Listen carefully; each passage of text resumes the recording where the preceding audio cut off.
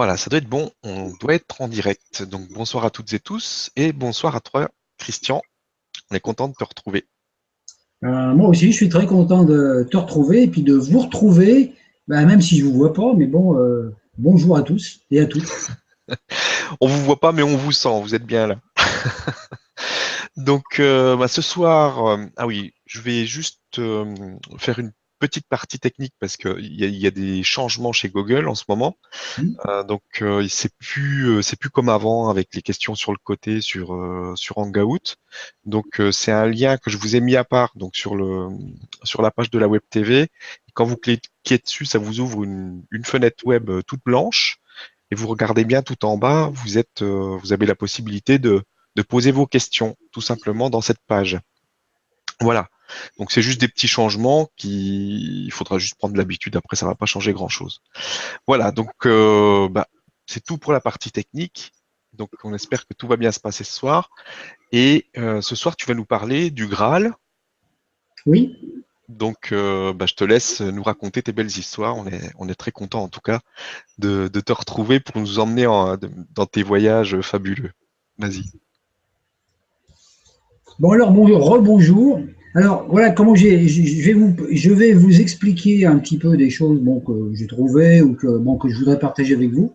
Et puis peut-être vers la fin faire une petite méditation reliance si ça vous tente. Mhm, Comme ça, vous arriverez à synthétiser un petit peu tout ce que je peux partager, tout ce que j'ai envie de partager aujourd'hui. Alors pourquoi ce sujet, le Graal, c'est un sujet dont on a parlé, il y a énormément de vidéos, de livres là-dessus. Bon, moi j'habite en terre de Brocéliande, donc naturellement le Graal m'attire, toute cette histoire avec Arthur, Merlin et tout ça.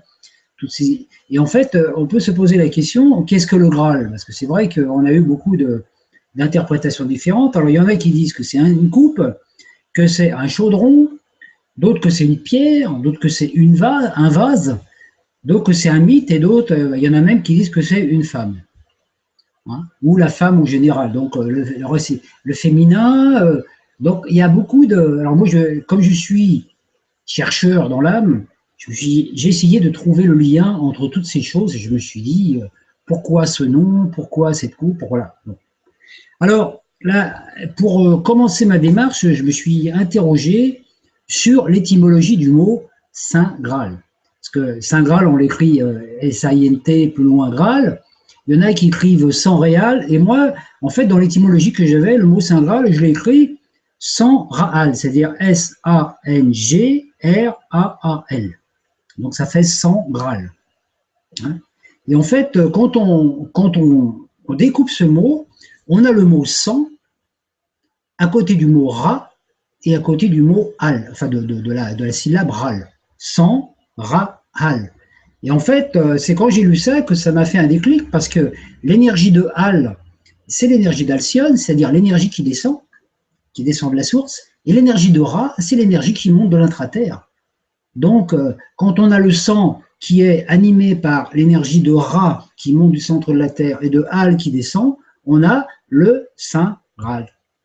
Donc voilà, c'est un petit peu, voilà, parce que je sais que rien n'est par hasard, hein, il y a des petits mots. Alors vous savez peut-être que le point Al dans le corps physique de l'être humain, il est ici, il est situé là, hein, c'est le point donc du troisième œil, où on est en connexion directement avec la source et avec aussi l'étoile Alcyone, hein, des Pléiades, qui est l'étoile en fait autour duquel tourne aussi tout notre système solaire pendant 26 000 ans. Et c'est aussi en relation avec aussi, bon, naturellement, la Voie lactée qui est notre mère à nous ici dans notre univers. Alors bon, au niveau des galaxies, vous savez qu'il y a des milliards de galaxies. Dans chaque galaxie, il y a des milliards de systèmes solaires, donc d'étoiles.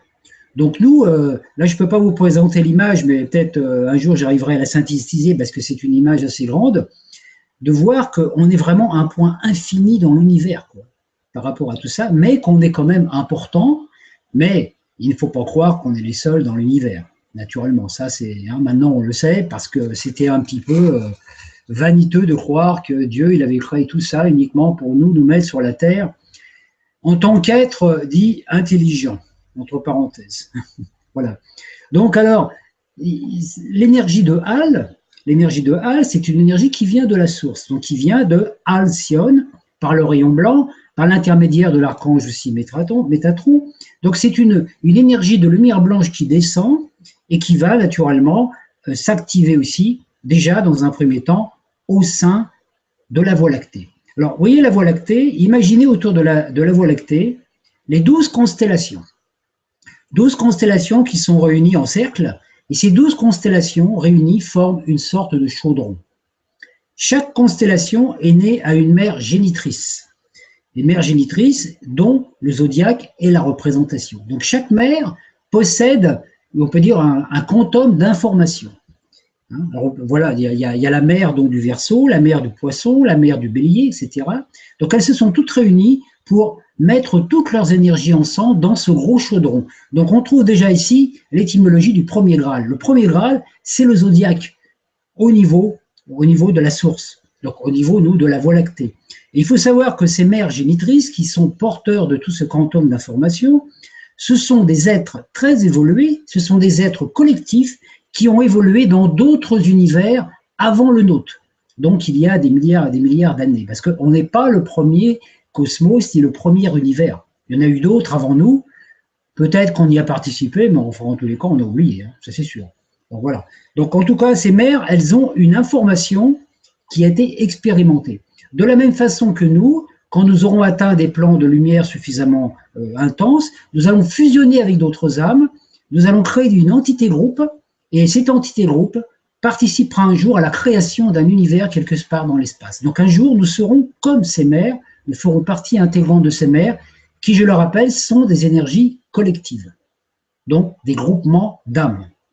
Comme nous, l'humanité est un groupement d'âmes.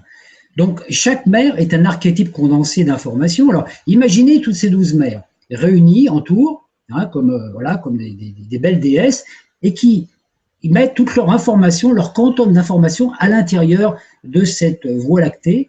Donc, ça vous fait un espèce de grand chaudron où à l'intérieur, vous avez une énergie qui est de l'énergie libre et qui est manifestée sous une forme d'amour. C'est-à-dire, c'est un tourbillon, un vortex d'énergie, d'amour qui est extrêmement puissant.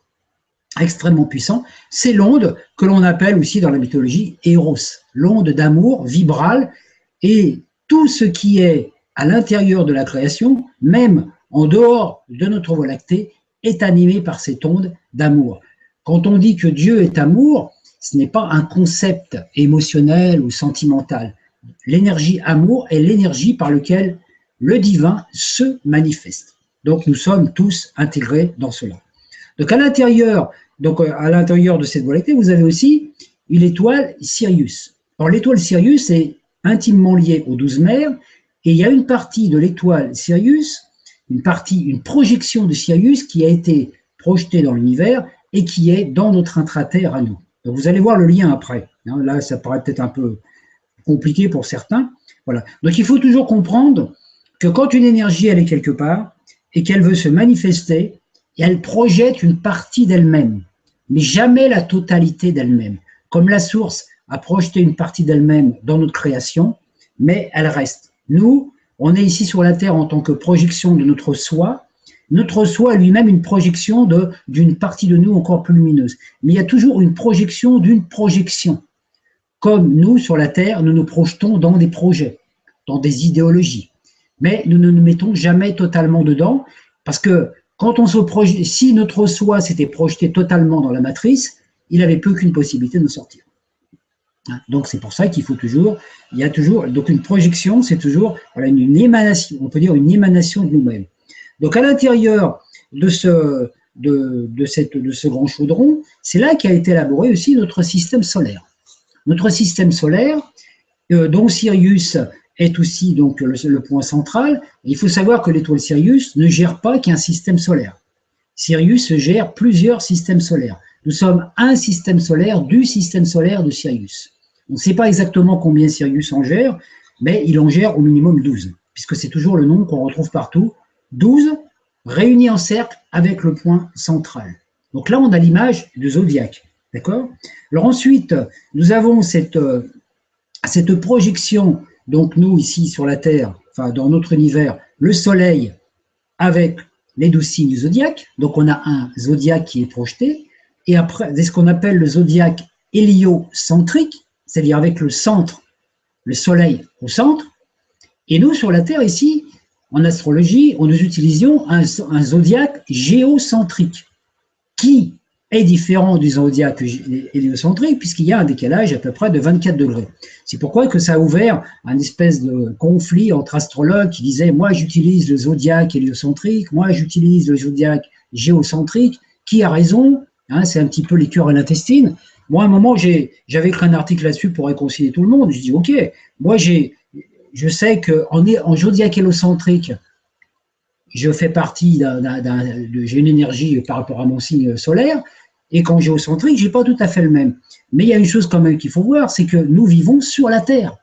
Donc c'est normal de prendre le zodiaque géocentrique comme centre, puisque nous sommes ici incarnés, et que moi, ici, Christian, si je veux vivre une expérience sur la Terre, je la projette bien à partir de moi ici. Donc tout ce que je vis, je le projette à partir de mon cœur, à partir de mon environnement.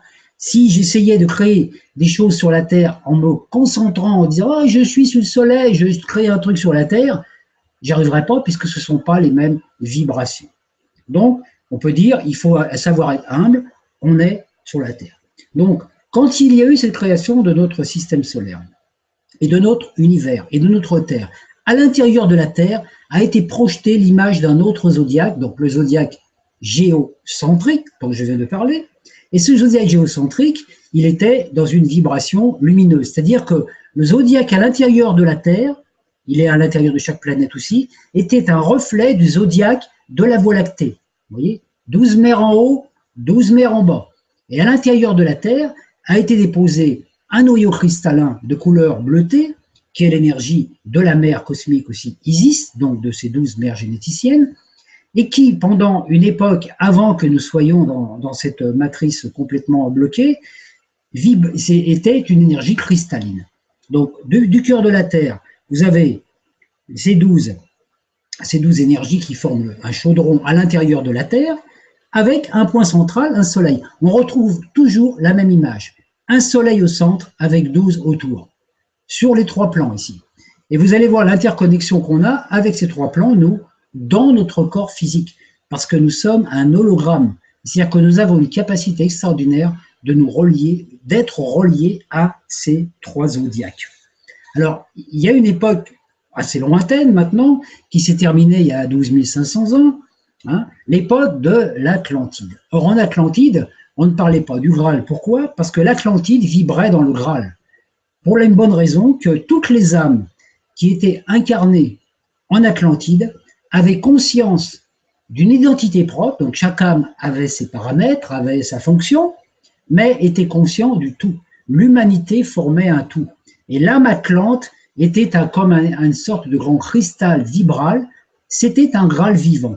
À cette époque, nous vivions vraiment dans cette énergie du Graal, nous ressentions l'amour et nos relations d'amour que nous vivions les uns avec les autres. Il suffisait de nous toucher par les mains pour qu'il y ait des échanges énergétiques qui se fassent, qui nous provoquaient des espèces de mini-orgasmes. Donc c'était sympa, on se touchait toute la journée, c'était sympa comme truc. Voilà, c'était vraiment un truc intéressant. Par contre, les êtres, donc quand nous étions à cette époque, nous étions conscients que nous avions trois centres, nous. Un soleil dans la tête, un soleil au cœur et un soleil dans le centre à Ra. Le centre à Ra qui est le centre qui nous connecte avec Ra, le soleil de l'intraterre. Vous voyez, ici, donc au niveau du centre à Ra et du nombril, nous avons une connexion avec l'intraterre, le soleil central de l'intraterre. Avec le cœur, nous sommes en connexion avec le cœur du système solaire, donc avec le soleil visible. Et avec la tête, nous sommes en connexion avec Sirius et naturellement la Voie lactée. Nous avons les 3 sanctuaires du feu sacré en nous qui sont reliés. Notre but, c'est d'être un pont justement entre les deux. Donc, en Atlantide, c'était assez bien parce que nous étions dans cette énergie de Ra-Hal, puisque nous captions les énergies de la terre et du ciel, nous étions dans cette unité. Alors après, il y a eu, bon, je ne vais pas revenir là-dessus, il y a eu cette chute vibratoire qui s'est passée à un moment, qui fait que le cristal Atlante, qui était l'humanité, l'âme Atlante, c'était une espèce de cristal vibratoire. Il y a eu une descente d'énergie qui fait que ce cristal s'est minéralisé. Et c'est à partir de là qu'est apparu le cristal minéral sous forme de silice organique, ou la silice telle qu'on la connaît, d'accord? Donc les cristaux de quartz, etc. Donc imaginez un cristal, un grand cristal comme ça, qui va chuter dans sa vibration et le cristal va éclater, il va se disfracter en des milliards d'individus. Chacun de nous porte une partie de ce cristal Atlante à l'intérieur de lui. Le but, c'est de nettoyer sa partie du cristal pour la réunifier avec d'autres. Nous avons eu plus de 12 000 ans pour le faire et maintenant, le moment est venu. Alors, qu'est-ce qui s'est passé à cette époque? Naturellement, comme il y a eu cette chute vibratoire, les Elohim mères qui s'étaient projetées, elles, qui étaient des énergies cristallines, qui entouraient la Terre comme des déesses et qui apportaient leur énergie, une partie d'elles s'est cristallisée aussi. Et c'est de là que sont apparus les 12 crânes de cristal. Donc imaginez les 12 crânes de cristal qui sont sur la Terre.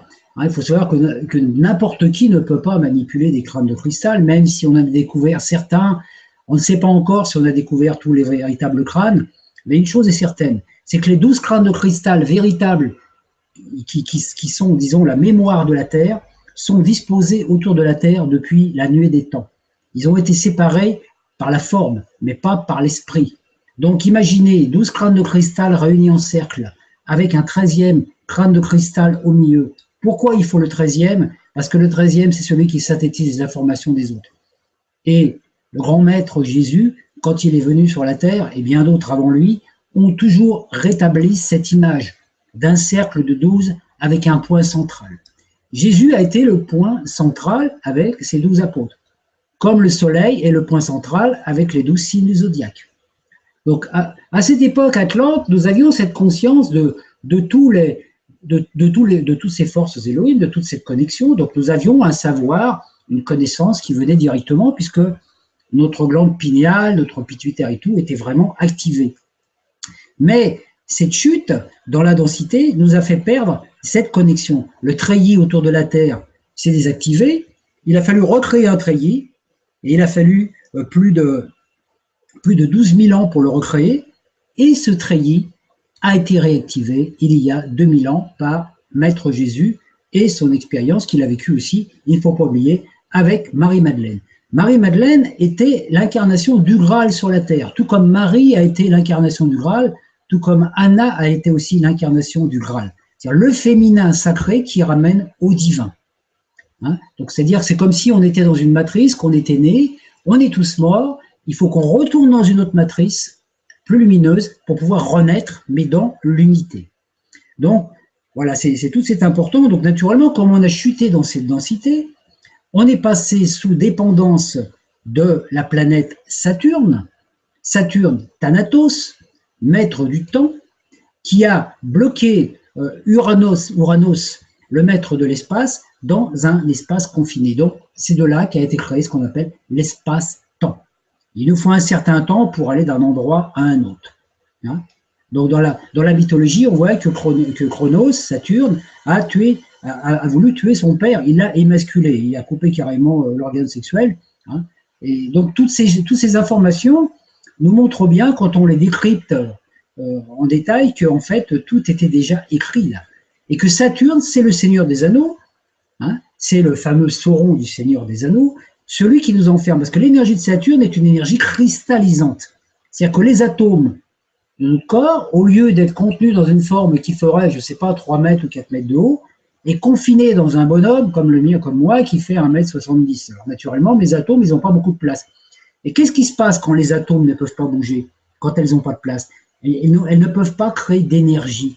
Et c'est depuis ce temps-là que nous avons été obligés de nous nourrir de nourriture extérieure, de nous nourrir d'énergie par l'intermédiaire de notre nourriture dense, parce que nos atomes, nos électrons, nos atomes ne peuvent pas bouger, ils n'ont pas de place. Donc c'est comme si, je ne sais pas, on mettait dans une pièce de 15 mètres carrés, c'est comme si on mettait 40 personnes, elles ne peuvent pas bouger. Mais si vous en mettez que 3, elles peuvent danser. Et c'est ce qu'on appelle la transe en danse. Donc maintenant, sur Terre, on est à même à retrouver des corps qui vont se transformer. Parce que notre forme humaine, telle qu'on l'a maintenant, il faut savoir, hein, c'est une forme qui est en pleine mutation.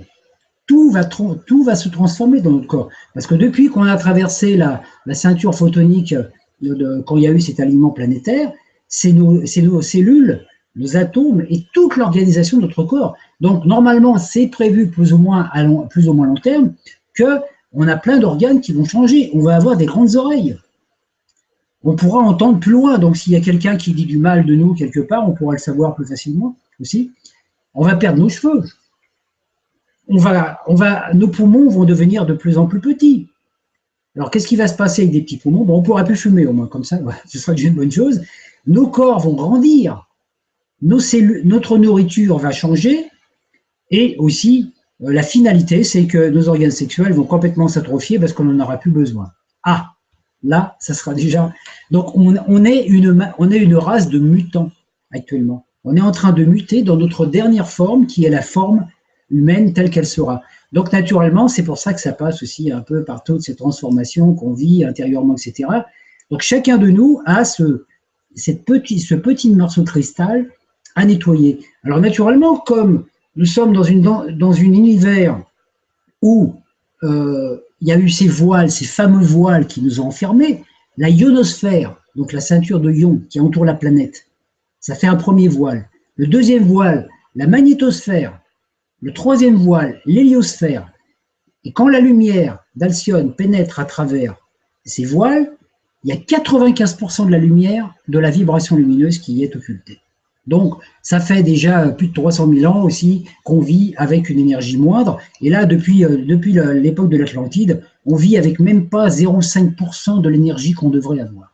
Alors, naturellement, notre cerveau, qui est un super ordinateur, il n'a pas assez de jus, donc naturellement, on rame. Hein, c'est-à-dire que nos disques durs, ils s'en mêlent un peu les crayons. Donc, on n'a pas un cerveau suffisamment activé. Et alors que le but de notre cerveau, c'est d'atteindre la vibration des crânes de cristal, une capacité de synthétiser les informations du cosmos directement sans rien apprendre. Vous vous rendez compte, on n'aura plus rien à apprendre. On aura une omniconscience. Ça fait partie du programme, parce que ça faisait partie de notre programme originel. Donc, c'est depuis cette époque Atlante, comme nous sommes descendus dans une autre vibration, que nous avons pénétré, nous, et que nous sommes incarnés pour expérimenter, pour explorer les 12 terres du zodiaque, donc les 12 signes du zodiaque, par des incarnations multiples. Bon, donc on vient une fois dans un signe, deuxième signe, troisième signe, quatrième signe, mais comme la plupart du temps, on ne va pas à fond dans l'exploration, on revient. Donc des fois, plus on est une vieille âme, plus on redouble ses classes. Donc alors, naturellement, le but, c'est d'arriver à explorer totalement les potentialités d'un signe. Par exemple, moi je suis du signe du Verseau, donc dans mon incarnation présente, je suis venu pour explorer totalement toutes les potentialités de signes. Si j'arrive à percevoir toutes les énergies du Verseau, tout ce que Verseau peut donner tout ce que la mère Elohim Verseau peut donner comme information, hein, il faut savoir pour la petite histoire que c'est elle qu'on appelle la Madone.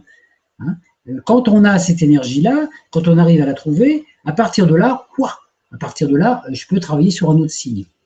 Quand on a exploré totalement les 12 signes du zodiaque, qu'on a épousé les 12 mers cosmiques dans l'incarnation, on atteint le point 13, le centre, qui va nous ouvrir et nous donne la capacité d'intégrer les informations des autres. À partir de là, on a fini notre intégration. Alors naturellement, il y en a qui traînent en route, il y en a qui n'ont pas envie d'apprendre. Alors naturellement, dans notre structure, nous venons sur Terre avec un signe solaire et un signe ascendant. Le signe solaire représente l'essence de notre âme et le signe ascendant, il représente la personnalité, le corps physique. C'est le signe ascendant qui détermine la forme physique du corps. Et le signe ascendant, il est sous influence pendant une bonne partie de la vie de la Lune. Parce que notre corps, il est formé avec les mémoires transgénérationnelles qui nous sont transférées par les lignées humaines, par nos parents génétiques, etc. Donc, le féminin, dans notre corporalité, le féminin, c'est notre corps. Si vous voulez voir la mère divine dans sa forme, regardez-vous dans une glace. Que vous soyez un homme ou une femme. Donc le féminin, c'est ça.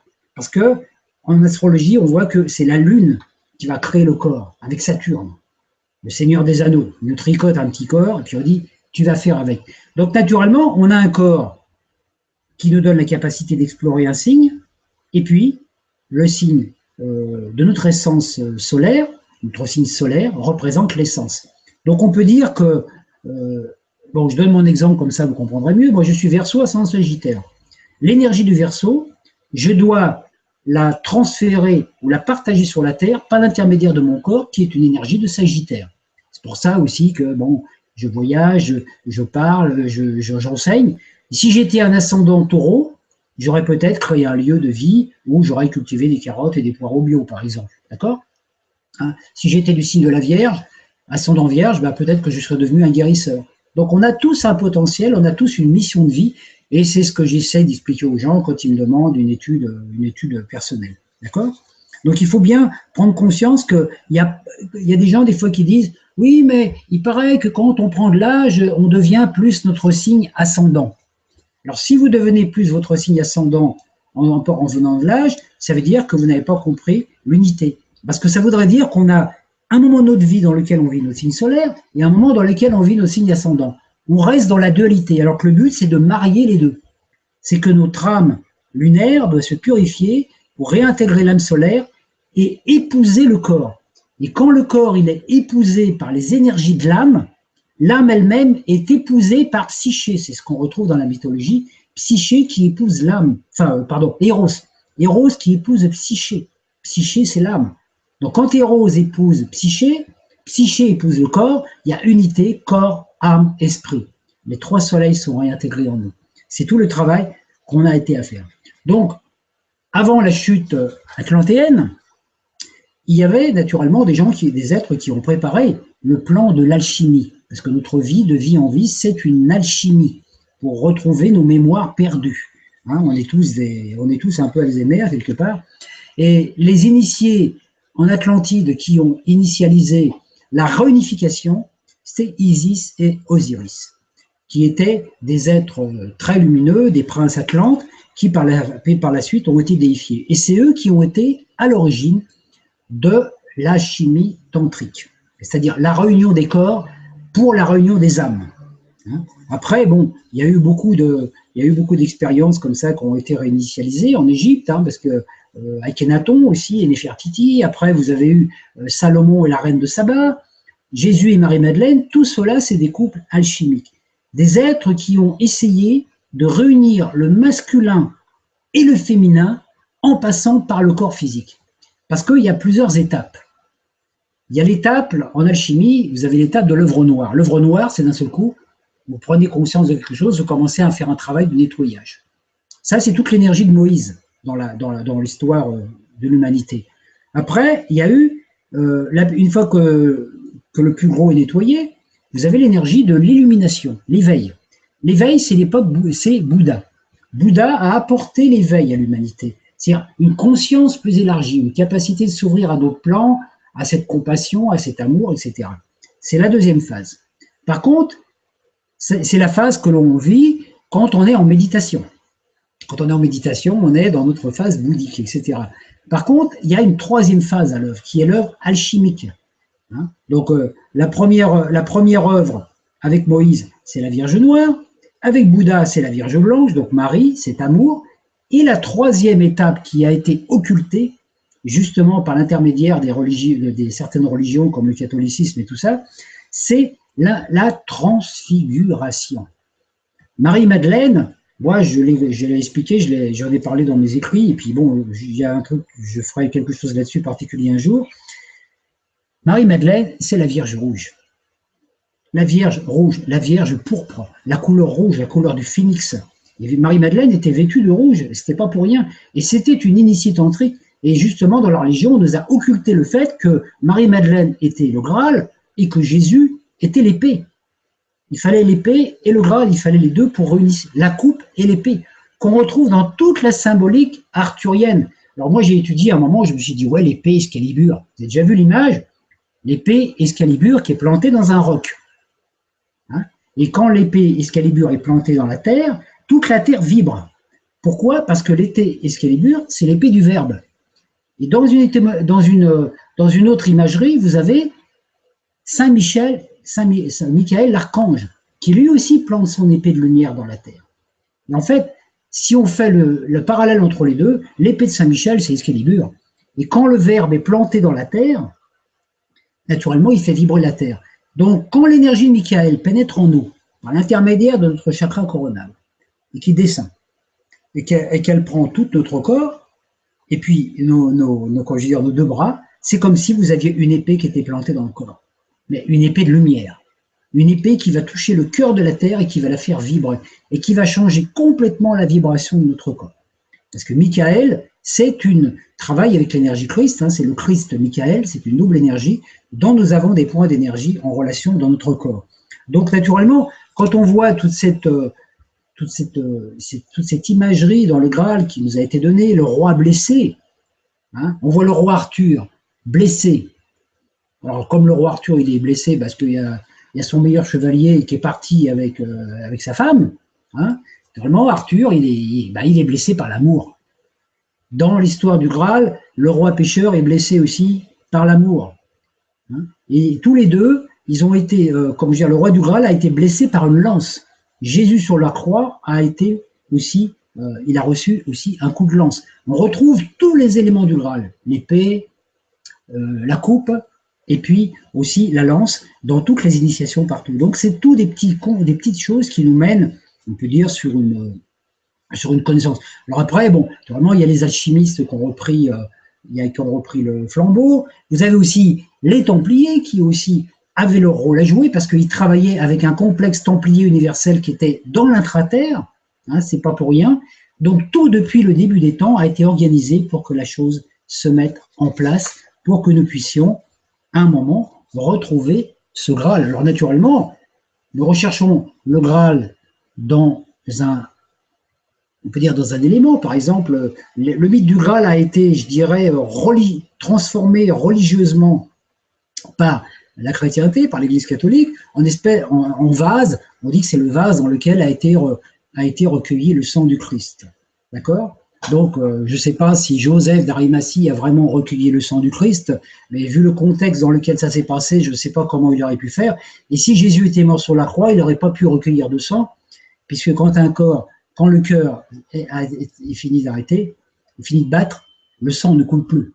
Donc il y a quand même des trucs un petit peu bizarroïdes, pouvoir assumer naturellement.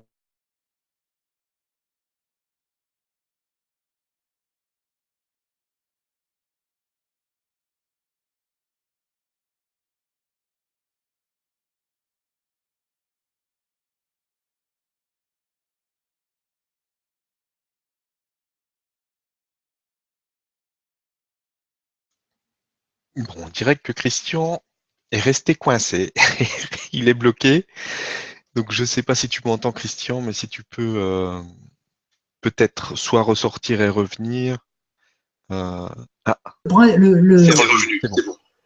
Je veux dire, la mythologie, la symbolique du Graal est partout omniprésente, même dans l'Église, dans le truc de l'Église catholique. Alors maintenant, ce qui est intéressant, c'est qu'il faut voir, c'est que ce qui veut dire que le Graal, que l'on recherchait sous une forme d'un calice, hein, imaginez que si le Graal, il pouvait sauver l'humanité, imaginez un calice et puis 6 milliards d'humains. Hein, même si on l'avait, ça ferait un certain temps pour qu'on ait tous le temps de boire un coup. D'accord? Donc, c'est une imagerie, c'est une iconographie qui a été transmutée, mais en fait, le Graal, c'est nous, parce que le Graal est en nous, la Terre est le Graal, nous sommes le Graal, et le Graal, en fait, c'est l'âme unifiée des êtres. Donc, nous avons, donc, comme je vous l'ai dit tout à l'heure, 3 coupes. Une coupe au niveau de la tête. Hein? Notre tête ressemble à une coupe, hein, avec le cou ici, et ici, vous avez un premier soleil. Dans le soleil, dans le cœur, vous avez une deuxième coupe, et le chaudron qui est en bas. Donc on a toutes ces coupes du Graal en nous, qui sont en relation avec celles de la Terre et celles d'en haut. Donc on peut dire que on n'a pas trouvé le Graal depuis qu'on cherche. Pourquoi? Parce qu'on ne peut pas trouver ce qui est en nous et quand on est dedans. Même la Voie lactée, Quand on regarde la Voie lactée dans le ciel, on se dit, ah, la Voie lactée, on voit une espèce de bande, etc. On dit que c'est la Voie lactée. Mais on ne peut pas voir l'intégralité de la Voie lactée pour la bonne raison qu'on est dedans. On est déjà partie intégrante de la Voie lactée. Donc il faut savoir que nous avons naturellement cette chute vibratoire qui a été manifestée à un moment, à couper les deux polarités de nous, le masculin et le féminin. Hein, notre fameuse histoire des flammes jumelles. Donc nous avons ces flammes jumelles en nous, qui sont symboliquement aussi liées à nos poumons. Et vous savez que ce n'est pas un mythe, nous avons deux ailes dans le dos. Moi, les miennes, vous ne les voyez pas là, mais on a deux ailes dans le dos. Hein, on a un point juste derrière le cœur, ici, dans lequel il y a nos deux ailes de lumière qui sont là. Et on a une aile qui est liée à Adam et une aile qui est liée à Ève. Adam veille sur notre passé, Ève veille sur notre futur. Et quand on travaille en énergie avec le soi, avec notre double, on est capable de voir, de réunir ces deux.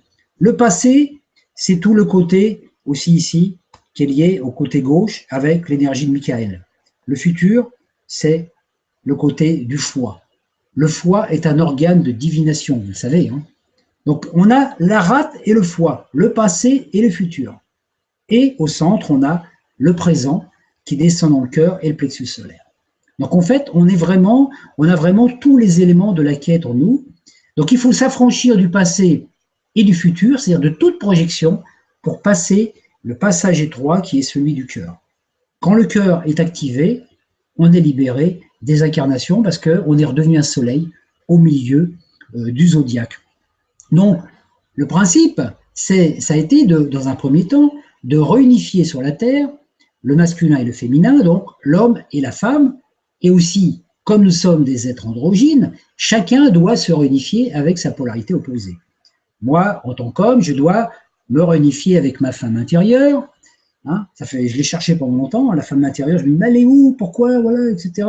Hein, les femmes, elles cherchent leur homme intérieur, hein, et souvent, on cherche l'homme intérieur ou la femme intérieure par l'extérieur. Hein, c'est-à-dire que, naturellement, on rencontre que des gens, que des personnes, hommes et femmes, qui sont des reflets plus ou moins adaptés à notre homme ou à notre femme intérieure, mais qui ne sont pas complets. Donc, des fois, il y a 80%, ouais, c'est pas mal, mais il y a les 20% qui fait que ça ne colle pas. Voilà. Donc, c'est un petit peu compliqué. Donc, quand on a réussi à retrouver cette double polarité en soi, masculin et féminin, c'est-à-dire je suis autant masculin, feu électrique, que féminin, magnétique, je suis autant mâle, viril, que douce, comme une femme, voilà, trouver cet androgyne, et c'est un équilibre qui est très difficile à trouver.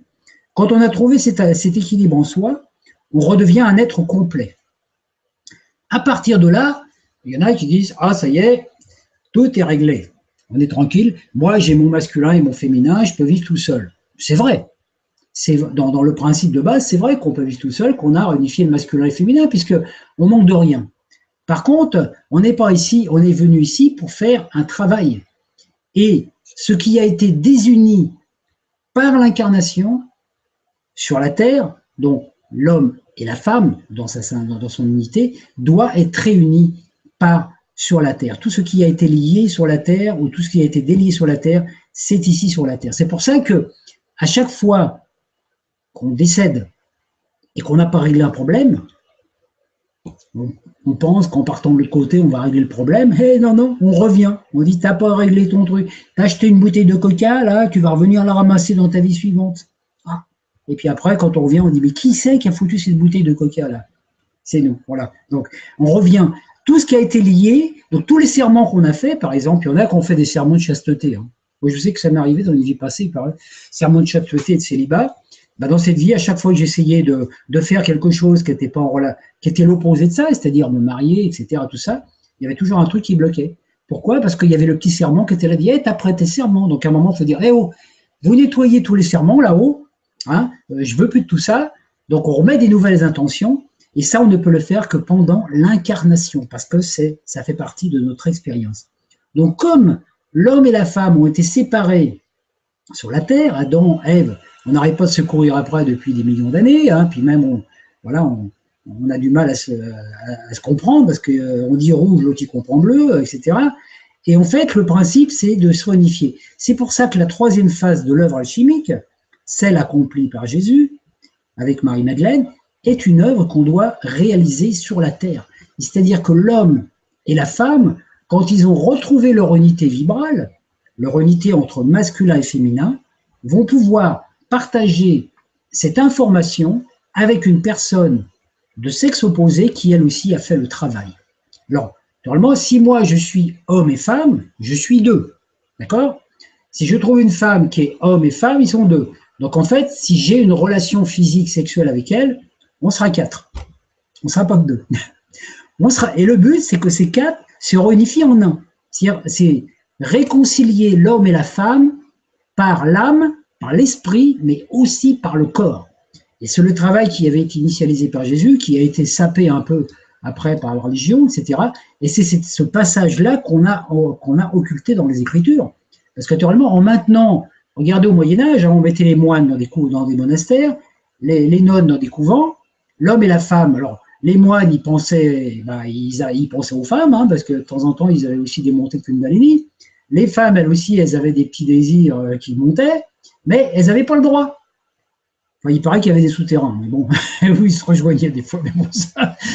Mais normalement, ils n'avaient pas le droit. Donc, en fait, il y avait vraiment cette coupure, parce qu'en séparant l'homme de la femme, on ne peut pas, on occulte les capacités pour l'homme et la femme de se réunifier et de remonter en ascension. Parce que quand un homme et une femme, étant réunifiés dans l'amour, font l'amour, c'est le cas de le dire, hein, l'homme incarne l'énergie de Shiva et la femme de Shakti, donc le féminin masculin, tout c'est une offrande qu'on fait au soleil. Donc on peut dire que le soleil, le grand androgyne solaire, est super content quand il y a deux humains qui arrivent à accomplir un acte physique, sexuel, tantrique, alchimique, qui fait monter les énergies et qui fait élever la vibration du corps.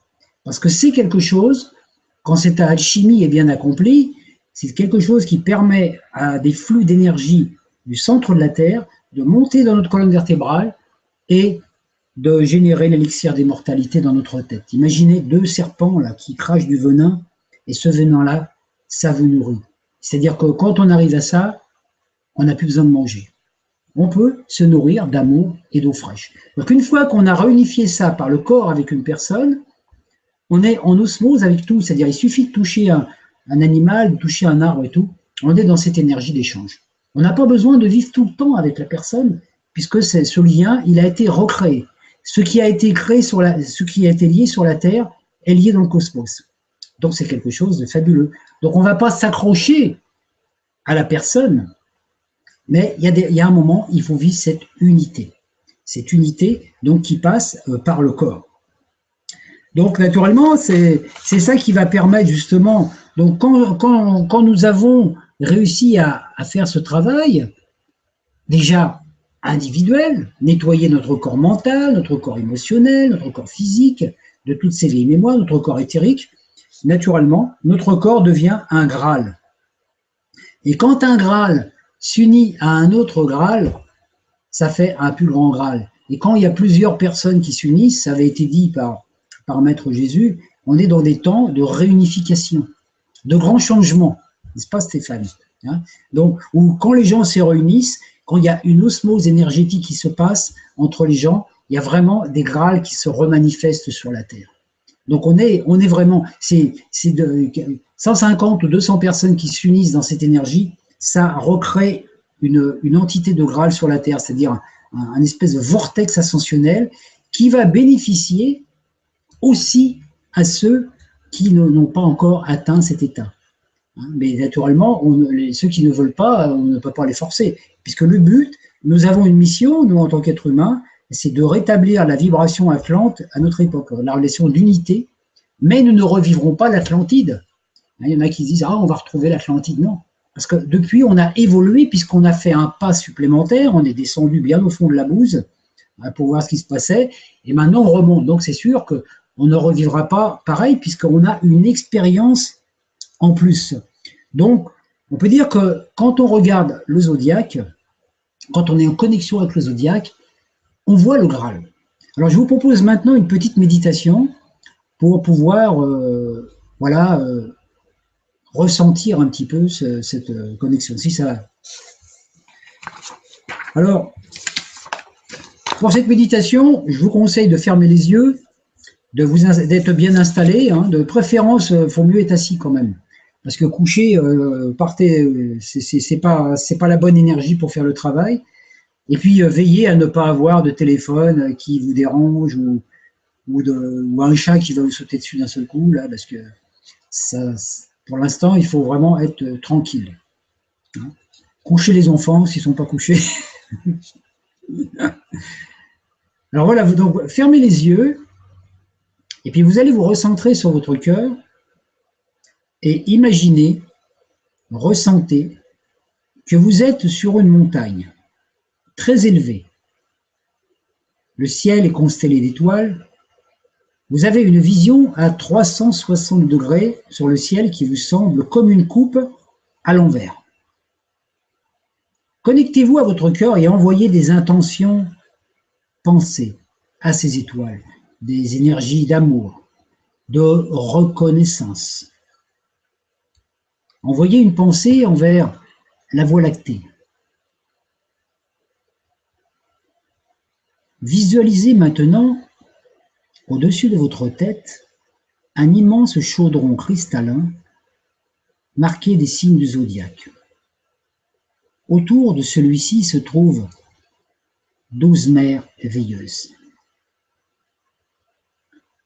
Au sein du chaudron, une énergie d'amour ondulatoire formidable, une pure vibration, lumière, des lumières qui dansent, des sons, ultrasons. Tout se déverse dans ce chaudron. Les énergies de l'étoile Alcyone depuis le cœur des Pléiades, celles de Sirius, d'Orion, de Régulus, d'Altaïr, toutes les étoiles participent. Visualisez l'énergie de milliards d'étoiles qui participent à cette grande soupe cosmique dans ce chaudron. Elle fusionne en un tourbillon de lumière magnifique, puissant. Puis cette énergie déborde du chaudron. Elle s'épanche dans l'espace.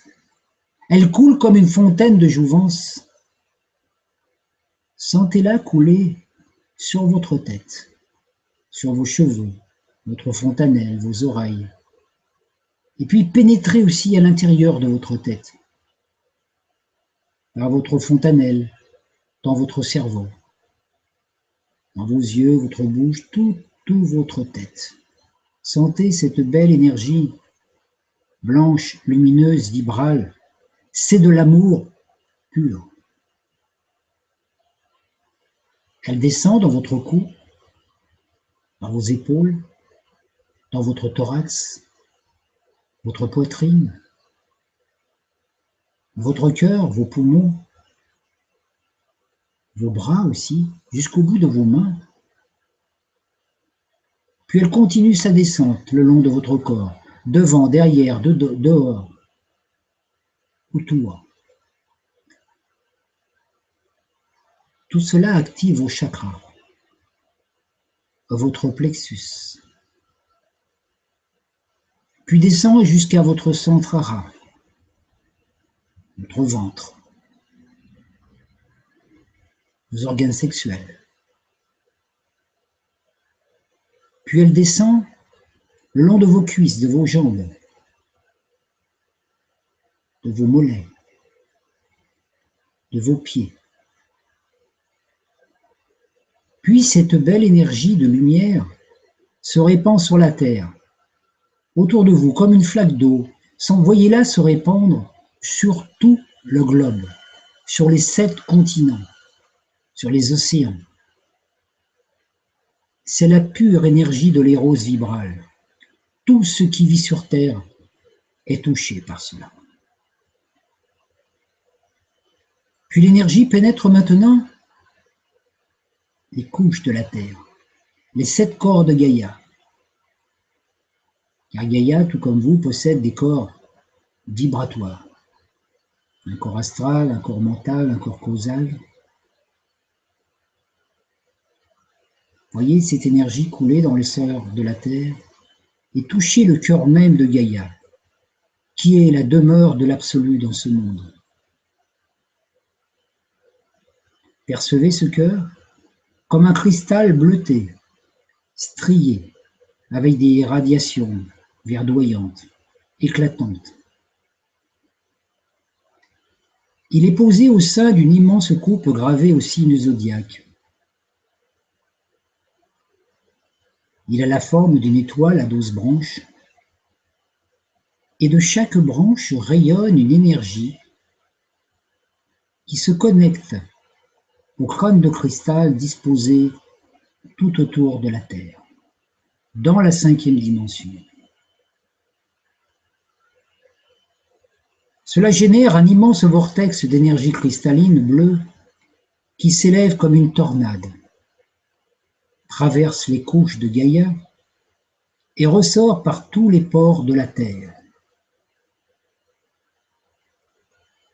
Tous les êtres vivants, tous règnes confondus, sont touchés. Certains le sentent, d'autres n'en sont pas conscients, mais tous en bénéficient. Percevez maintenant un tourbillon bleuté sous vos pieds.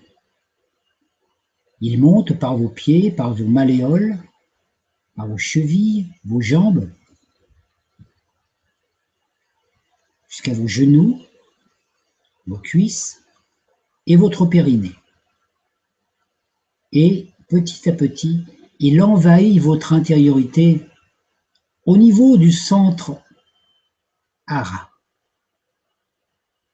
Percevez celui-ci comme une coupe ou comme un chaudron de cristal, identique à celui de l'intraterre. Vous êtes l'hologramme de celui-ci. Percevez un soleil qui brille en votre centre hara, le sanctuaire du premier feu. Par lui, vous êtes relié au soleil de l'intraterre et à l'énergie de Ra et de Ram aussi. Par ce chaudron qui forme comme une couronne, vous êtes relié à l'intraterre et donc aussi à l'énergie de l'Isis mère. Le simple fait de visualiser cela vous met en connexion avec ces crânes. Même si vous ne les possédez pas, tous les êtres humains sont interreliés à cette énergie. Laissez maintenant l'énergie monter, inonder votre plexus solaire. Il se détend. Puis l'énergie monte à votre cœur. Sentez maintenant une autre coupe ici. Une coupe bleutée et blanche, vibrante. Et au cœur de celle-ci se tient un magnifique soleil blanc or. Il brille de 1000 feux. Il forme comme une couronne à 24 pointes. Et à chaque pointe se tient un grand être, un Melchizedek qui veille sur le Graal. Vous êtes l'hologramme du système solaire, un reflet parfait de l'androgyne solaire. Percevez autour de vous la ronde transcendantale des planètes en orbite. Par cette couronne, vous êtes en contact avec le deuxième sanctuaire, celui du Logos, du système solaire. Vous êtes au centre du système solaire.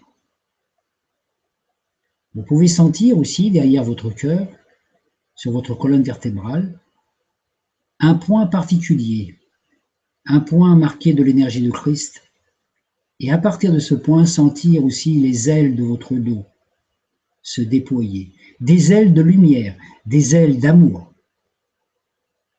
L'éros, l'amour, donne des ailes et déploie ses ailes. Et ce sont vos ailes d'ange.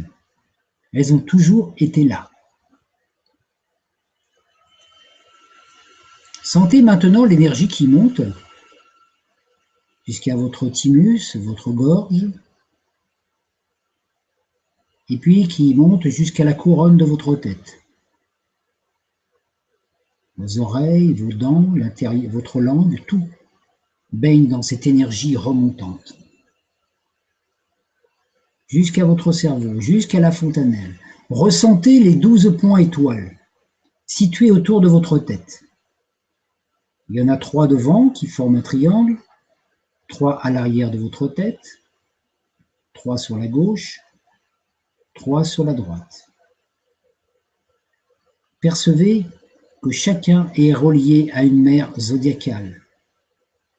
Et qu'en votre tête se trouve aussi une coupe, un Graal marqué des 12 signes, reflet du zodiaque sidéral de la Voie lactée.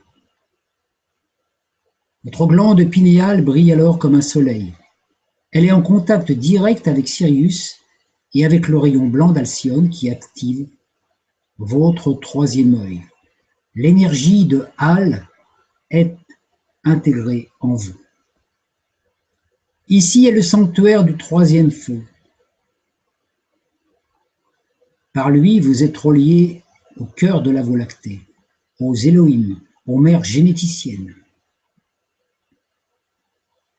Voyez maintenant cette énergie sortir de votre tête et monter comme une colonne de lumière jusqu'à la Voie lactée et se mélanger à celle du chaudron. Ainsi, la Voie lactée reçoit par vous les informations provenant du cœur de Gaïa et de toutes les formes vivantes par votre intermédiaire, votre corps qui est le temple du Graal.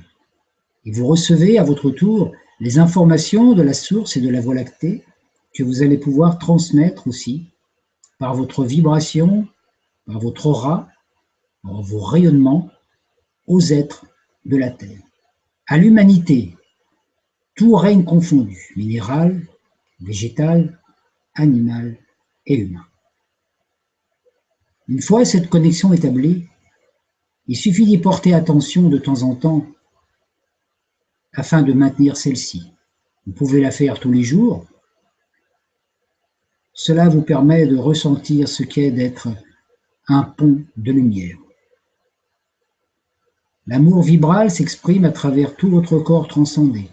Les informations de votre corps dense sont ainsi petit à petit transmises à votre corps glorieux, votre corps d'énergie, et à votre corps cristal, qui est un corps sans masse, un corps qui a toujours été là, mais qui ne peut s'activer que lorsque vous reconnaissez qu'il existe.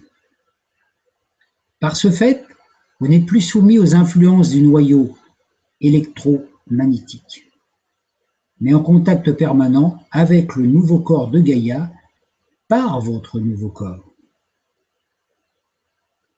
Sentez la vibration cristal dans tout votre corps. Vous êtes une source d'information. Vous avez cette capacité maintenant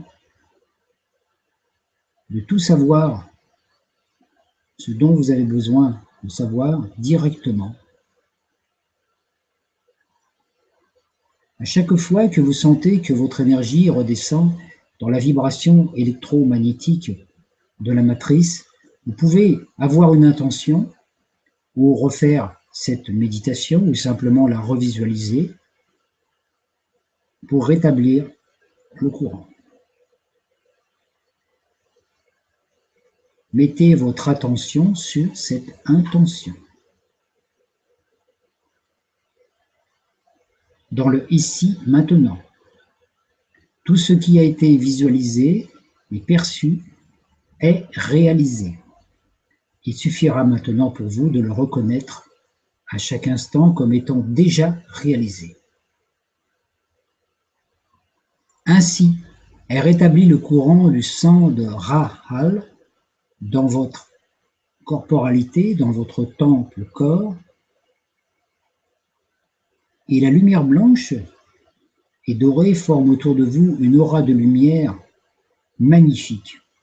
Et tous ceux qui entreront en contact avec cette vibration en seront bénis, élevés. Certains vous en seront reconnaissants, d'autres ne la reconnaîtront pas, ou peut-être même vous rejetteront. Mais peu importe. Quand vous avez atteint l'état de soleil, vous devez faire comme lui, donner sans rien attendre en retour. Le soleil éclaire la terre sans rien demander. Revenez maintenant en votre cœur Prenez une profonde inspiration. Et puis, doucement, ouvrez les yeux et remerciez. Tout est accompli.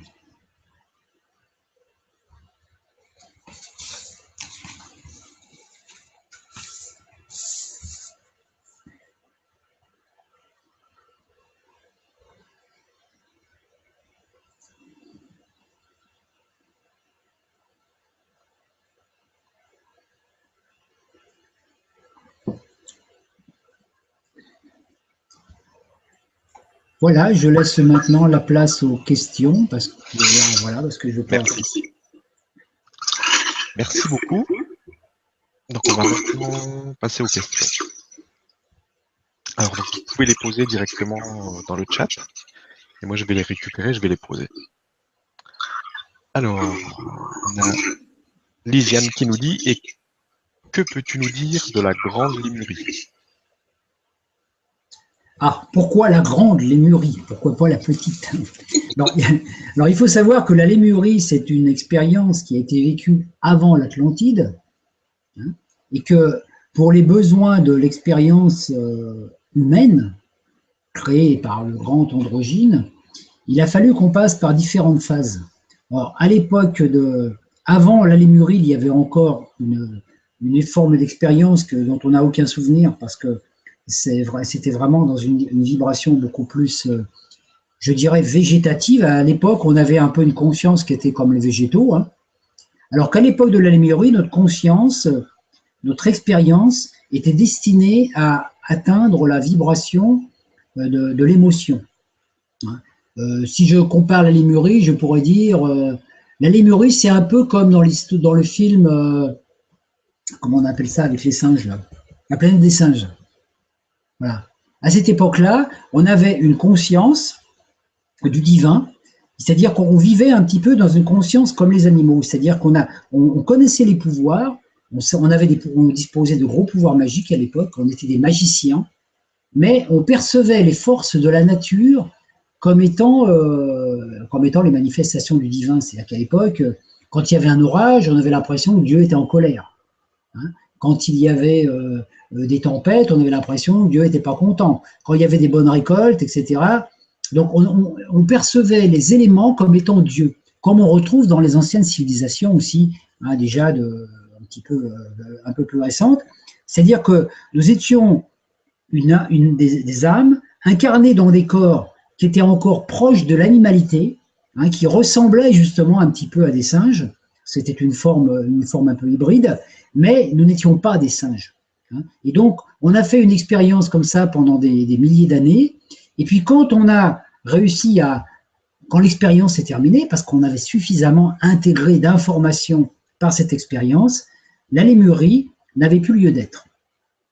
Donc la Lémurie n'avait plus lieu d'être, donc il y a eu un début déjà de migration vers ce nouveau continent qui a été créé en parallèle, l'Atlantide, et les âmes qui partaient dans d'autres plans ne se réincarnaient plus dans le territoire de Mu, elles se réincarnaient en Atlantide, parce que le but de l'Atlantide, c'était l'incarnation du corps mental, le corps suivant du corps astral. Lémurie, corps astral, Atlantide, corps mental. Chaque expérience et maintenant on est dans l'expérience où on doit incarner le corps causal maintenant. Alors il y a des âmes, naturellement, il y a des âmes qui ont décidé de continuer l'expérience atlantéenne, enfin de Lémurie. Mais comme l'énergie n'était plus donnée pour ça, les formes ont commencé à dégénérer. Et c'est à partir de ces formes dégénérées que sont apparus les singes. Les singes ne sont pas des êtres qui vont devenir humains, ce sont des humains qui, à un moment, ont freiné leur plan d'évolution. C'est pour ça qu'il y a tant de similitudes avec nous. Et donc après, le continent de Mu a disparu, puisque le but de l'expérience était terminé. C'est le divin, il ne perd pas de temps. Hein. C'est-à-dire qu'il met en place une civilisation ou l'expérience est faite. Quand l'expérience est terminée, il plie les valises et il passe à autre chose. On n'a pas de temps. Chaque expérience est déterminée pour un temps. On n'a pas le droit on n'a pas besoin de traîner. On n'est pas là pour traîner. Donc, comme par exemple, il y a une époque, il y a eu l'expérience égyptienne. L'Égypte devait faire une expérience, une civilisation, apprendre des choses, les Égyptiens devaient apprendre des choses. Quand c'est terminé, hop, l'Égypte, hop, le bouillon. Ça a été pareil pour Babylone, ça a été pareil pour les Romains, ça a été pareil pour les Grecs, et maintenant c'est pareil pour nous. Et ça a été pareil pour l'Inde. L'Inde a été une super grande civilisation. Donc à chaque époque, hein, notamment dans les civilisations que l'on connaît, par exemple l'Inde, à l'époque de l'Inde, Dieu était honoré sous la forme minérale. On adorait Dieu Dieu s'est sculpté dans la pierre. À l'époque de Babylone, Dieu était adoré sous une forme végétale, l'encens, les plantes, toutes les forces de la nature. Hein. Et ça, donc ensuite à l'époque égyptienne, Dieu était adoré sous la forme animale, la magie, et à l'époque gréco-romaine, Dieu était adoré sous la forme humaine, avec les humains, les dieux grecs. Et maintenant, on doit adorer Dieu sous sa forme intemporelle. Et toutes ces choses-là sont inscrites dans nos centres qu'on appelle les chakras. L'Inde, c'est le premier chakra, Babylone, le deuxième, l'Égypte, le troisième, et gréco-romaine, quatrième. Si bien que nous, en tant qu'êtres humains, quand on vit des expériences sur Terre actuellement, quand on a les chakras qui s'ouvrent, on peut avoir des mémoires qui se réveillent. Et si on a été, par exemple, si on a vécu des choses assez fortes en Égypte, on a pratiqué la magie en Égypte, quand notre plexus solaire va s'ouvrir, on va avoir ces informations qui vont ressortir, aussi bien les bonnes que les mauvaises. Hein. Donc on peut devenir un bon magicien ou on peut devenir un mauvais magicien. Parce que donc tout est inscrit en nous. Alors il y a des mémoires qui s'ouvrent, il y en a qui ne s'ouvrent pas parce qu'il y a des tiroirs qu'il ne faut même pas ouvrir, mais chaque civilisation a son travail à faire. Comme l'Atlantide, son temps était terminé, donc voilà, c'est peut-être que ça a été un petit peu provoqué par l'expérience humaine, enfin qu'on a été trop vite. Et nous, on devait aller vers une continuité. Donc nous, on avait pour rôle d'incarner le plan causal, parce qu'en Atlantide, on a développé la conscience individuelle. Alors qu'en Lémurie, on était encore dans des consciences de groupe, on était dans des consciences un petit peu je veux dire, de troupeau, de clan, hein, comme il y avait. Et ces résurgences-là reviennent, puisque à une époque, l'humanité était aussi dans une énergie de clan, parce qu'à chaque fois qu'une chose a été vécue, elle se reproduit. Donc, quand les humains sont commencés à s'unir en clans, en tribus, en se battant les uns contre les autres, etc., c'était une souvenance de la Lémurie qui revenait. Et puis après, l'humanité a développé son côté mental, comme maintenant on est hyper intellectualisé, et on retrouve exactement la même vibration, la même information qu'à l'époque de l'Atlantide. C'est pour ça qu'on a une capacité, par nos découvertes scientifiques, technologiques et tout, soit d'ascensionner, soit de détruire la planète. Puisqu'on a atteint un niveau où on a connaissance maintenant de l'antimatière et tout ça, donc on peut... normalement, l'humanité va ascensionner, mais il ne faudrait pas qu'il y ait des petits rigolos qui appuient sur un mauvais bouton au mauvais jour. Parce que ça peut encore tout faire foirer puisqu'on a notre libre arbitre. Donc il faut supprimer tous les boutons. Voilà,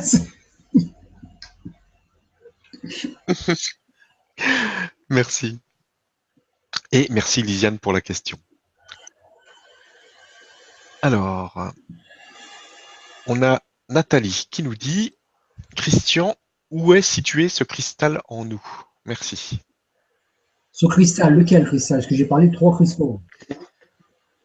Celui de l'intraterre? Par exemple. Bah comme je l'ai dit tout à l'heure, il est situé dans notre centre à Ra, mais dans la dimension subtile. C'est-à-dire, c'est pas la peine de s'ouvrir le ventre pour trouver le cristal. C'est un cristal qui n'est pas dans notre dimension. Il est situé dans la 3D unifiée et dans la 5D, mais pas dans notre corps physique. Donc, ne vous ouvrez pas le ventre pour trouver le cristal. Vous ne le trouverez pas. Hein, tout ça, nous, on vit dans un monde visible, mais on baigne dans l'invisible. Donc, tout c'est invisible. Et là, comme actuellement, tous les maîtres initiés, tous les maîtres ascensionnés, les Melchizedek, et puis les Elohim et tout, ils sont là autour de nous. Ils sont autour de moi, autour de Stéphane, autour de vous qui m'occupez. Ils sont là, à chaque instant, ils donnent des informations, même sans nous donner leur nom parfois. On a besoin d'une info, hop, ils nous l'amènent. Hein, d'une façon, moi j'ai vécu des trucs extraordinaires hier avec des personnes. Dans un atelier, à un moment, on était en train de parler des coccinelles, et il y a une femme qui arrive, elle avait des pantoufles coccinelles. C'est vraiment le truc. Des fois, il y a des trucs impressionnants qui se passent. Hein. Et de plus en plus maintenant. C'est ce qu'on appelle ces synchronicités. Ces synchronicités. Donc, voilà. Et puis, bon, le fait de même de le trouver, le Graal, simplement, il suffit de penser, de visualiser ce cristal à l'intérieur du centre Ra, donc dans le corps, et puis de le voir briller comme un soleil, ça suffit. Il n'y a pas besoin de le toucher. C'est ce que je disais tout à l'heure. C'est même si on avait un crâne de cristal entre les mains, c'est pas pour ça qu'on pourrait rentrer en connexion avec. Si on n'a pas été prévu pour. Par contre, tout le monde peut rentrer en connexion avec le crâne de cristal, il suffit de s'aligner sur cette énergie. Tout est gratuit. Ça, Michael nous octroie gratuitement tout ce que Lucifer nous demande contre argent. Donc tout ce qui est gratuit, c'est michaélique.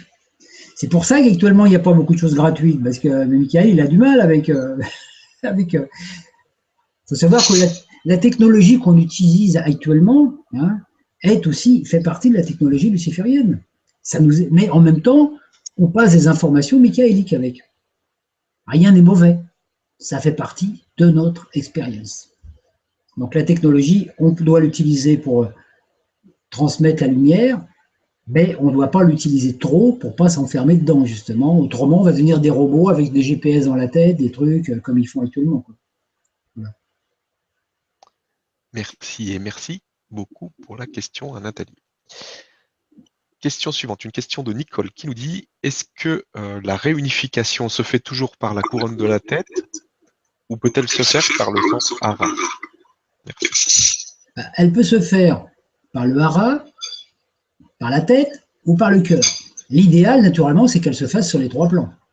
Parce que comme avec le centre hara, on est plus en connexion avec les énergies de la Terre, donc les gens qui sont plus connectés aux énergies telluriques de la Terre et tout, de la Terre-mère, parce qu'ils pratiquent un peu plus des énergies comme ça, puis ils se sentent, par rapport à leurs énergies astrologiques, plus connectés à la Terre, vont peut-être plus avoir de capacité à se connecter à la Terre par le hara, donc à se connecter à la lumière par le hara.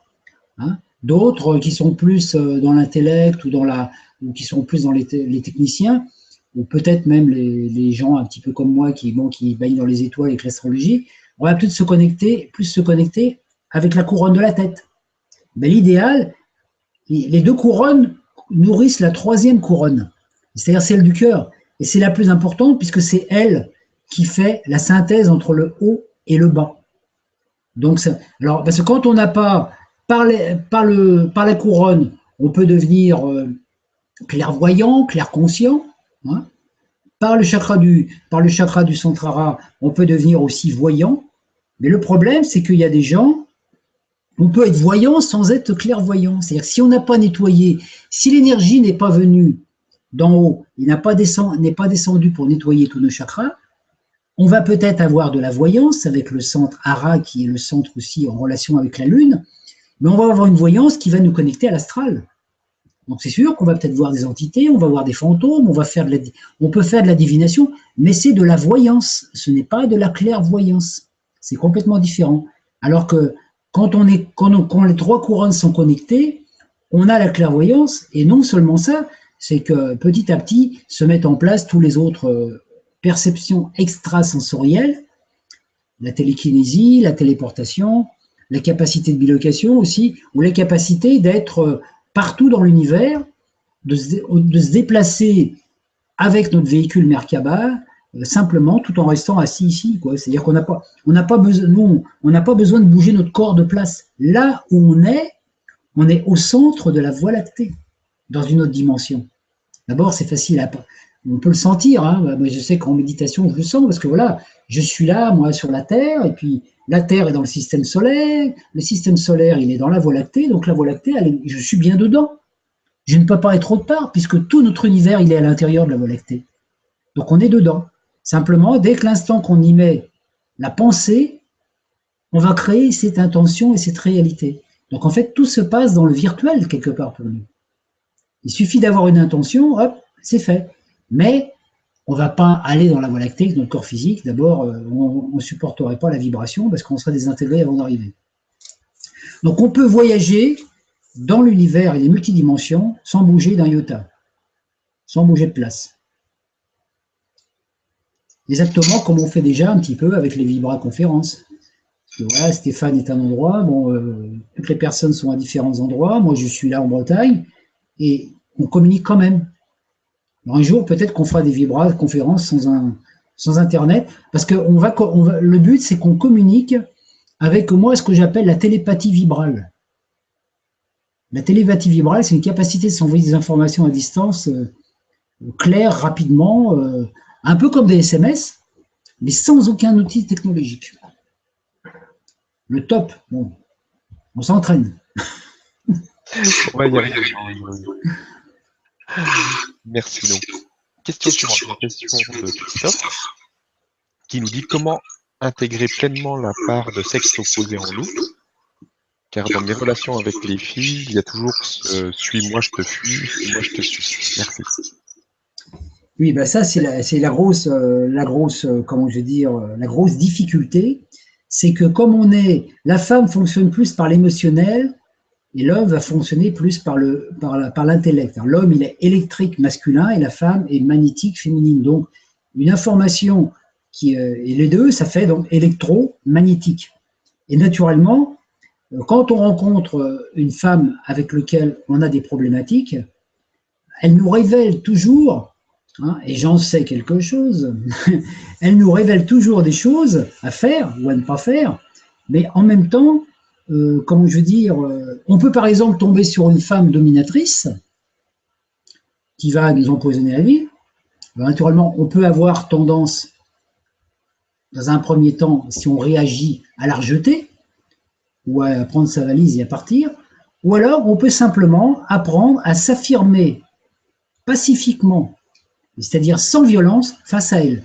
Et peut-être elle va, et en fait, elle est un petit peu envoyée, un petit peu comme une mégère ou une marâtre, pour nous obliger à nous affirmer. Ça, j'en sais quelque chose, c'est un truc que j'ai pas mal expérimenté. Et autrement, naturellement, la relation fait que quand il y a fuite, ou alors c'est suis-moi, ou alors va-t'en quelque part, ou fuis-moi, c'est parce qu'il y a une peur ancestrale, une peur intérieure qui va encore faire le blocage. Alors qu'en fait, la seule chose à faire, dans un premier temps, c'est dans la transparence. Donc, c'est-à-dire que quand on vit une relation avec quelqu'un, il faut ne pas faire de compromis avec soi-même. Quand la personne dit quelque chose, on peut lui répondre, mais avec franchise. C'est-à-dire il ne faut absolument rien cacher. Mais il ne faut pas agresser l'autre non plus. Il ne faut pas dire à l'autre, ouais, tu m'as dit que, ouais, il ne faut pas rentrer dans l'autre. Mais par exemple, une personne vous dit quelque chose qui vous vexe, une femme ou un homme, il faut dire, ce que tu viens de me dire m'a touché, ça m'a perturbé, etc. Il faut avoir un véritable dialogue qui n'est pas un dialogue de sourds. C'est pour ça que j'avais lancé l'information à un moment de faire des ateliers, là, des rencontres hommes-femmes, un petit peu partout, dans lesquels on parlera de ces choses, parce que c'est une chose la plus importante, et c'est ce qui fait que justement, on n'arrive pas à trouver cette unité sur la Terre, parce que les femmes sont toutes seules, parce qu'elles ont peur des hommes, les hommes, ils courent après les femmes, ils n'arrivent pas à les attraper, ou alors les femmes deviennent dominatrices, ou alors dominatrices, séductrices, et elles manipulent un peu l'homme, en pensant qu'elles sont incarnations de la déesse et qu'elles sont initiatrices. Comme l'homme peut penser à un moment qu'il était un maître et que son but c'était d'initier les femmes. On n'a pas à être l'initiateur de qui que ce soit si ce n'est que de nous-mêmes. Donc à partir de là, toutes les relations, quand on est dans une relation avec quelqu'un, il faut qu'il y ait la franchise, l'humilité, la transparence et l'innocence. Et la simplicité. Donc il faut dire simplement les choses. Et puis si la relation, s'il n'y a pas suffisamment d'affinité avec la personne et que la personne s'en va, qu'on se sépare, il faut que ça se fasse sans conflit, mais sans qu'on garde une espèce de rancune ou quelque chose, ou une sensation d'échec. Donc plus à chaque rencontre, que ce soit une rencontre masculine ou féminine, selon qu'on est un homme ou une femme, à chaque rencontre, c'est un peu une épluchure de nous qu'on doit enlever. Dire, ce coup-ci, des fois on le dit, ce coup-ci j'ai compris. Et puis quelques temps après, on s'aperçoit qu'on n'a pas compris. Parce qu'il y avait encore un petit truc. Donc c'est très difficile parce que ça demande une diplomatie est très, très forte parce que la femme, ne fonctionnant pas comme l'homme, même au niveau de son cerveau, ne comprend pas les mêmes choses. Hein, on peut dire, on peut donner par exemple à une femme une information pour la stimuler en disant ah t'as des dons, etc. Et elle peut très bien le prendre à l'envers en disant mais ouais ça veut dire que tu me dis que j'ai des dons mais que je les exploite pas. Et ça peut être interprété. Donc dès l'instant qu'il y a le mot interprété, ça peut pas fonctionner. Donc premièrement être clair avec soi-même, ne pas faire de compromis avec soi-même. Et si on sent qu'on est avec une personne avec laquelle on va avoir des grosses difficultés, peut-être qu'il faut mieux ne pas continuer parce qu'on sait qu'on va aller droit au bouillon, hein. Qu'on va vivre des trucs. Parce que des fois, on pense pouvoir transformer l'autre, et dès qu'on pense pouvoir transformer l'autre, on se plante. Parce que déjà, on n'a pas à transformer l'autre, on n'a qu'à se transformer soi-même, et dès qu'on veut transformer l'autre, c'est comme si on se plaçait quelque part en maître. On dire, ah, l'autre, je vais le transformer, ah, il n'est pas assez évolué, je vais lui montrer ce que c'est que l'évolution, etc. Donc, on se met dans une situation de maître à élève, et une relation de maître à élève dans un couple, ça ne peut pas fonctionner. Parce que dès l'instant qu'il y en a un qui dit à l'autre ce qu'il faut faire, ah oui, tu devrais faire ci, ah, tu devrais nettoyer tes chakras, ah, tu devrais faire ceci, ah, ça ne peut pas aller. Ça, on le fait avec un thérapeute. Parce que comme je disais la dernière fois, quand on a des problèmes relationnels ou sexuels, on va voir un thérapeute, il nous fait faire le boulot, mais ce n'est pas avec le thérapeute qu'on va régler le problème. Le thérapeute, il nous aide à nous libérer, par exemple, d'un traumatisme sexuel. Et puis après, il faut qu'on trouve un homme ou une femme pour réessayer une fois pour voir si le traumatisme il est vraiment parti. Mais normalement, on ne le fait pas avec le thérapeute. Normalement. C'est pas son boulot. Chacun son truc. Donc, question suivante. Une question de Roger qui nous dit, il est dit que certaines âmes incarnées sur Terre viennent d'autres planètes, comme Vénus par exemple. Sont-elles venues vivre l'ascension ou ont-elles un autre rôle? Alors ça, bon, il y aurait beaucoup à dire là-dessus, mais bon, je vais essayer de résumer. Nous savons tous que la plupart des humains, à part certains humains et très peu, nous venons tous d'autres univers. Nous venons tous d'autres étoiles. Et que la Terre était comme un laboratoire où on nous a invités et nous, on a pris notre billet, on a dit je veux y aller, on est venu. Après, certains d'entre nous ont fait des expériences sur d'autres planètes.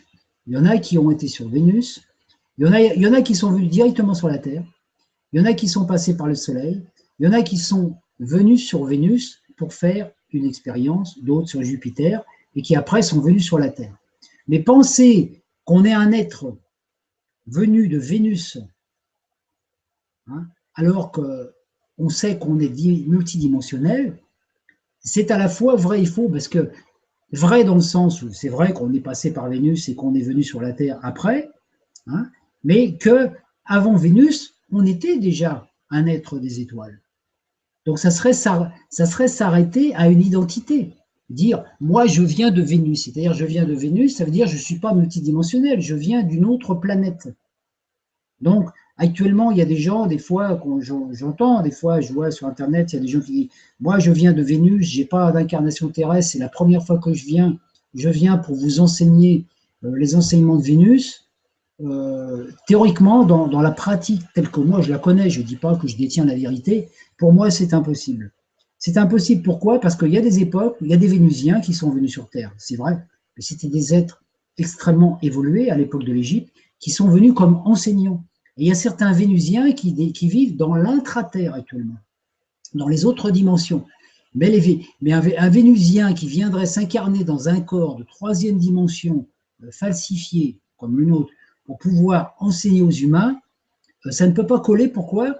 Parce que quand on s'incarne dans un monde, on subit les fréquences du monde. C'est-à-dire quand on rentre dans un monde, on prend le programme du monde. Quand Jésus s'est incarné, il a pris le programme de l'ADN humain. Il a pris le programme aussi de sa race de naissance. Après, il a transmuté ça. Mais on ne peut pas, même l'être le plus grand des étoiles qui dirait « je veux m'incarner sur Terre », une fois qu'il est passé de la porte et qu'il est venu sur Terre, il prend toutes les charges émotionnelles. Il a besoin d'un corps physique, d'un corps éthérique, d'un corps astral, d'un corps mental. Il ne peut pas s'incarner en simple esprit sur la Terre. Donc, je dirais que quelque part, il y en a qui viennent de Jupiter, il y en a qui viennent de Vénus, il y en a qui viennent d'Uranus. On est tous passés par d'autres planètes, mais ce n'est pas le plus important.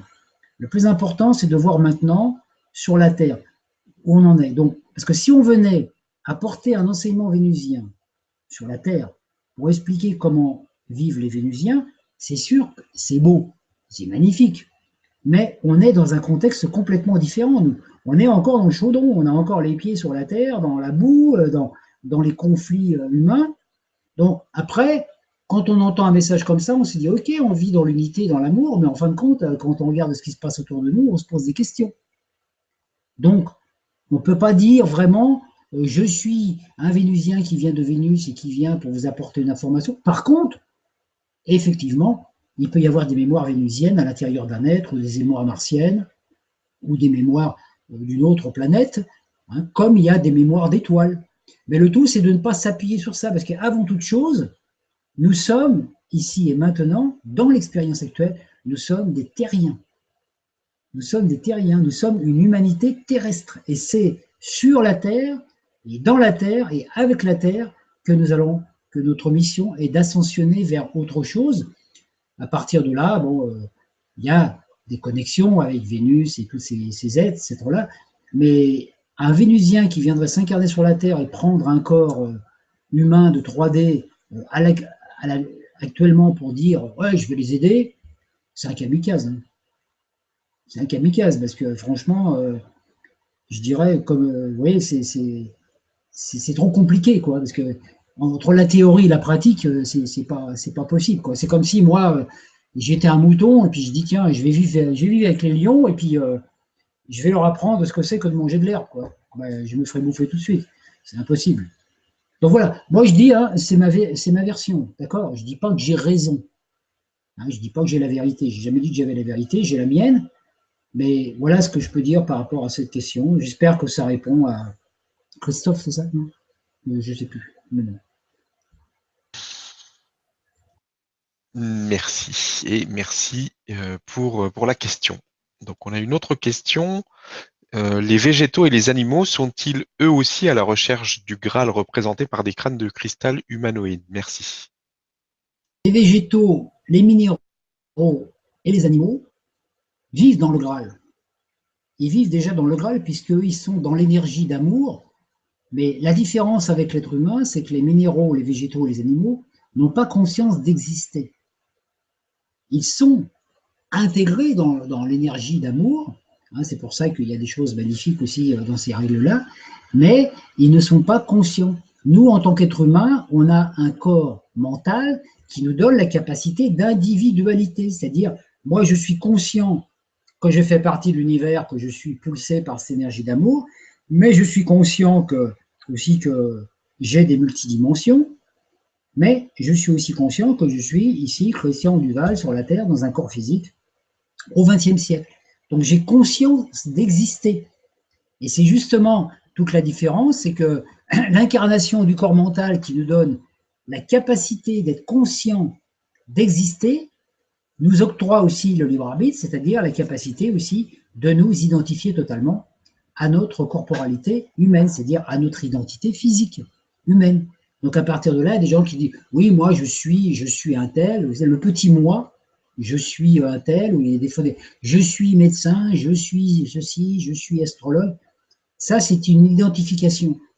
Et alors que l'animal n'a pas conscience de l'espace-temps.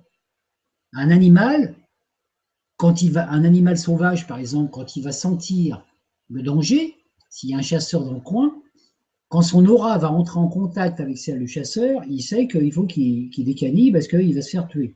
Hein, ou s'il sent un tsunami, il va le faire. D'accord? Mais il le sait au moment où ça se passe. L'animal, il vit que dans le présent. Un animal, il ne se pose pas la question le matin quand il se lève, qu'est-ce que je vais manger à midi? Qu'est-ce que je vais faire demain? Dans combien de temps je vais mourir? L'animal n'a pas de corps mental. Même les animaux domestiques. Les animaux domestiques ont déjà une conscience et un début de conscience individuelle, mais par exemple, quand vous partez le matin, vous avez un chat. Le chat, bah, il n'est pas content parce que vous partez, vous le laissez tout seul, donc il vit sa petite vie toute la journée, sa vie de chat, mais il n'est pas toute la journée en train de se dire à quelle heure il va rentrer, est-ce qu'il va me faire à manger ce soir, hein. Alors par contre, quand vous arrivez le soir et que le chat vous voit, il vous saute dessus pour vous montrer son amour, et puis vous dire, bon, il vous aime, il vous montre son amour parce qu'il a envie aussi que vous le fassiez, c'est une gamelle. Hein. Et les chats, c'est un peu ça. Mais comme il le fait dans l'instant. Dès l'instant qu'il sent que vous sortez de votre voiture, que vous arrivez dans l'appartement, il se prépare parce qu'il sent votre aura. Donc il va, mais il cogite pas toute la journée parce qu'il n'a pas de conscience propre. Alors c'est la même chose pour les végétaux et pour les minéraux, c'est encore pire parce que les minéraux, ils sont pas. Donc c'est des êtres qui n'ont pas conscience d'être. Donc ils sont dans le Graal.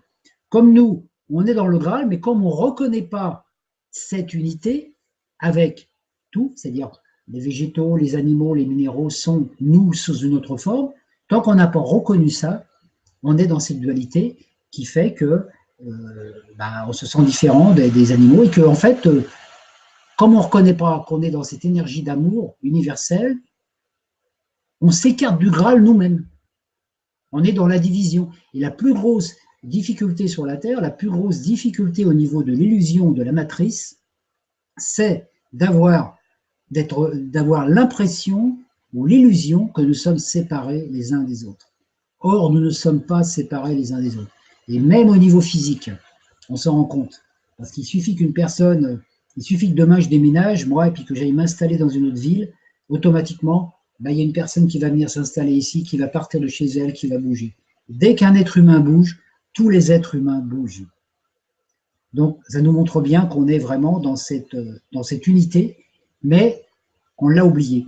Les animaux, eux, ne l'ont pas oublié, parce qu'ils n'ont pas de conscience propre, ils sont régis par des entités groupes.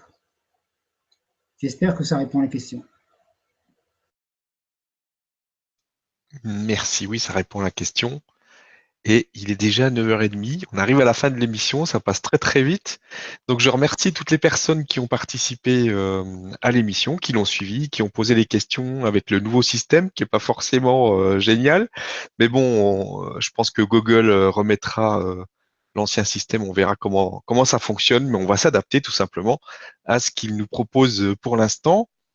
Et puis, merci à toi, Christian, de nous avoir proposé tout ça ce soir. Je vais te laisser le mot de la fin. Et puis, j'embrasse tout le monde et je vous dis à très vite. À toi, Christian. Alors bon, j'ai 2-3 trucs à dire assez rapides là pour la fin. Donc l'important, c'est de voir que cette quête du Graal, puisqu'on a parlé de ça, une quête, ça parle d'une carence. Hein. Donc quand on est dans ce monde, on a une carence tous.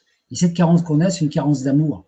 C'est pas vraiment la carence d'amour, c'est la carence. On se dit comment est-ce que je vais faire pour exprimer mon amour. Et ça, enfin, en fait, notre carence, c'est un rêve.